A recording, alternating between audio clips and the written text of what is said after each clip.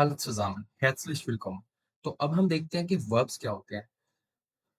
Verbs वो चीज़ हैं जिनके बगैर आप जर्मन में सेंटेंस बना ही नहीं सकते। जैसे कि आप लोगों को पता होगा इंग्लिश में भी हमारे पास वर्ब्स होते हैं। कोई भी वर्ब किसको कहते हैं? कोई भी ऐसा एक्शन या कोई भी ऐसा काम जो हो रहा हो, जैसे कि एनी एक्शन और एनी डूइंग, कोई भी ऐसा काम जो हो रहा हो, वो हमारा होता है वर्ब।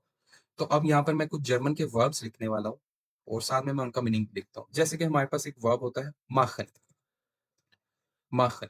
माखन जर्मन का वो वर्ब है जिसका मतलब होता है टू डू समथिंग, जैसे कि टू डू और टू मेक समथिंग, कुछ करना या फिर कुछ बनाना। माखन ऐसा वर्ब है जिसके 2 मीनिंग्स है, कुछ करना या फिर कुछ बनाना। इसी तरह एक और वर्ब है हमारे पास जैसे कि गेन। गेन का मतलब होता है टू गो, यानी कि जाना, टू गो, जाना। इसी तरह हमारे पास एक वर्ब और वर्ब है कॉमन। कॉमन का मतलब होता है टू कम, यानी कि आना। टू कम यानी कि आना। इसी तरह हमारे पास वर्ब होता है एक श्लाफन। श्लाफन का मतलब होता है सोना। क्या मतलब होता है? सोना। वर्ब क्या है? श्लाफन। To sleep. इसी तरह हमारे पास वर्ब होता है कोखन। कोखन का मतलब होता है टू कुक। कोई भी चीज कुक करना, कोई भी चीज बनाना खाने के लिए। कोखन।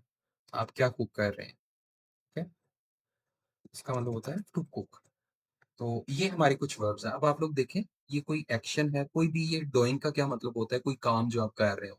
अब माखन में देखें कुछ कर रहे होते हैं आप। क्या कर रहे होते हैं वो हम नेक्स्ट लेक्चर में देखेंगे इनसे सेंटेंसेस कैसे बनाने हैं।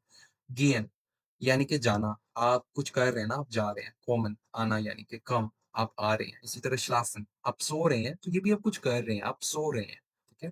कोखन टू कुक, आप कुकिंग कर रहे हैं, तो ये भी एक वर्ब है।